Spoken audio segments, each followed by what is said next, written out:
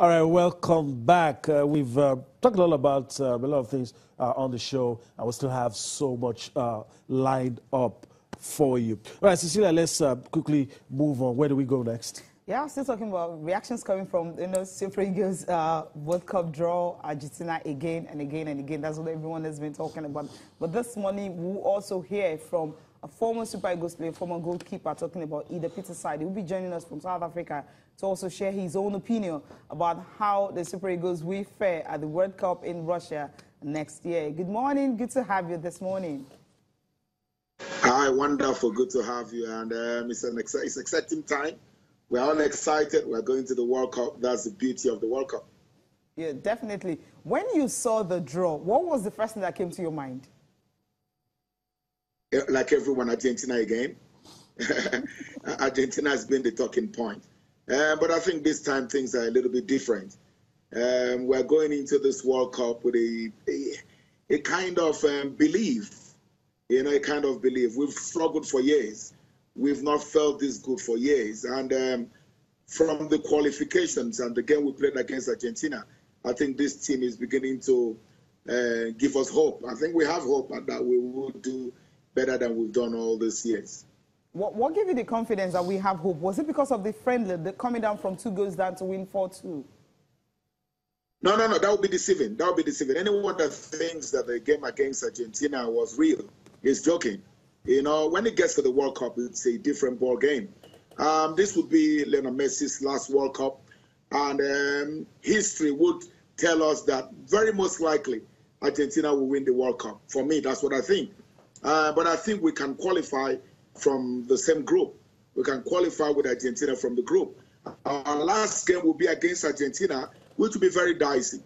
And the biggest problem we have, Cecilia, is not just the World Cup. I've always said it's the preparation. It's the preparation. I've been hearing them talking about camps where the team will camp and all that. But they must use wisdom. Our NFA president and the committee should really think, because this game is going to be played in Europe, but there's a twist to the matter. In Europe at that particular time, it's going to be summer. Now, if they think they want to set up a camp somewhere in Europe, it will be the biggest mistake. You cannot set up a camp in Europe because you are playing in Europe. In Russia, it will be 12 degrees. We've been looking at the records from now till June. The weather will be between 12 degrees and 21 degrees. That's very cold. So, and the only country, not because I'm in South Africa, the only country that would qualify for them to prepare at that time would be for them to come to South Africa, because it's going to be winter at that time. Even though it's summer in any part of Europe, but in Russia, it's going to be very cold. So the preparation for me is key. All right, Peter side, you're speaking to Yemi. Let me quickly engage you on this one. Do you feel there are players out there that can make the Super Eagles better, or you're satisfied with this squad? Because, I mean, that's the bone of contention for everyone. If you're going to bring players in, are there players that can make this team better, or we should just stick with this squad? No, you don't. You can't stick with this squad. In football, psychology says that players most times do not maintain their form for 3 months at a go. Always difficult for a player to maintain a particular form for 3 months. Not because this player is qualified for the World Cup. What takes you to the World Cup is because you have a Nigerian passport. Qualifying for the World Cup is your responsibility. Those that have played, yes, people say they must be compensated. But the World Cup is not about compensation. We don't compensate players because they qualified for the World Cup. Nigeria is a bigger nation than a single player that needs to be satisfied. I remember 2010 World Cup. We were in camp in London, and Mikel got injured. And Mikel was dropped from the team, but he qualified. He played all the qualifiers. So it's not about playing the qualifying games. It is about who is in top form. It's about form, not about we know your face, you play here, you play there. Are you playing constantly for your team?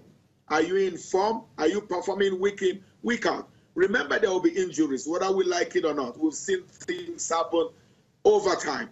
There are players that get exhausted because they will be playing the season, and there will be injuries. So 2 or 3 players will not be there because of injuries. We need to look for any player that has a Nigerian passport. Once he's playing well, he's good enough to play at the World Cup, we need to bring them home. This World Cup, we are tired of second round. I'm serious. I'm going to be in Russia. We are tired of second round. We've gone to the second round twice, 3 times already, but we need more.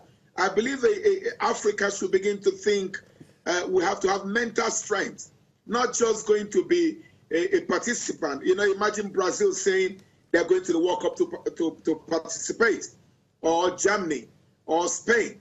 Why not Nigeria say we're not going to just participate, we want to go win the World Cup?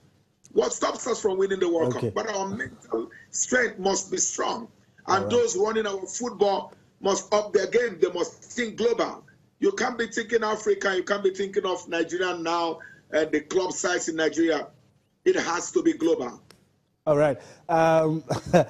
Let me also ask you this. Let's come to your territory now, and I want you to have your say on this one. Do you believe we have a goalkeeping crisis? The other time there was news about Daniel Akpeyi. I hope he's back fit. You should know that because you're there in South Africa. But when we heard that he was injured, a lot of people said, oh, we're in trouble again. But let me ask your opinion. Do you think we have a goalkeeping crisis?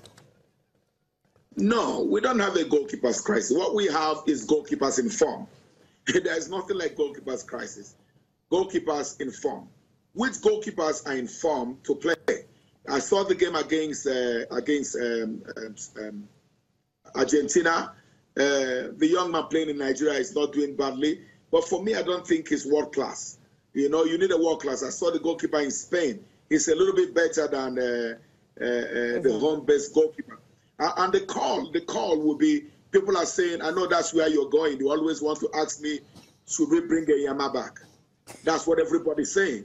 You know, once we mention goalkeeper, for me, I don't think Iyama should come back to the team. Based on one reason. I spoke to Iyama personally when we wanted him to come back. And he told me, Peter Side, I am tired of playing for Nigeria. I will never play for Nigeria again. So the World Cup should not be the motivation. The motivation for Iyama to come back should not be the World Cup. The motivation is the love for Nigeria. The love for Nigeria, not the love for the World Cup. That's where I have a problem. You need to take players that would die for the jersey, not because they want to make history, not because they want to participate in the World Cup. For me, that's the key. So we need players that love the country, that will kiss the jersey and the flag, not because they think they're indisposable. But we don't have a goalkeeper's crisis. I think the training camp will settle this issue because the training camp is tough. I've been with the team almost in 2 World Cups. It's tough in the training camp. And in that camp, they'll play 1 or 2 friendly games. There are friendly games they play that are not on television. You play local sides, you play community sides, just to look at the team. I think before the World Cup, we will settle the goalkeeper's problem. Okay, now, if before that World Cup, let's just say 1 month to the World Cup, and the goalkeepers we have a Francis Uzoho, Daniel Akpeyi, and Ikechukwu Ezewan, who will you pick? I'm not the coach. I'm not the coach. But who do you think is good enough to actually, you know, be at the post at the World Cup between Francis Uzoho, Daniel Akpeyi, and of course Ikechukwu Ezewan, if that's the 3 options we have? This question will be answered, Cecilia. This question will be answered when we play 2 or 3 friendly games. You see, yeah, because if you tell me who becomes the #1, Ezewan already is the #1 because he did well all through the qualifiers. So naturally, Ezewan is a #1 goalkeeper. He qualified us basically to this World Cup. But like I said, when it gets to the World Cup, they will be in camp. Some players will carry injuries. Some will pull their shoulder. Some will pull their finger. And these things happen during. I don't just want to talk like a novice or like a journalist. I'm talking like a professional, a man that played professional football. The mechanisms are different, really, because in training sessions and in preparations, a lot of things can change. But we have 3 goalkeepers, and 3 of them should be at the World Cup, and let the best man win. Okay. Thank you very much, Idah Peter, for taking our time to talk to us this morning. Thank you. Thank you for having me.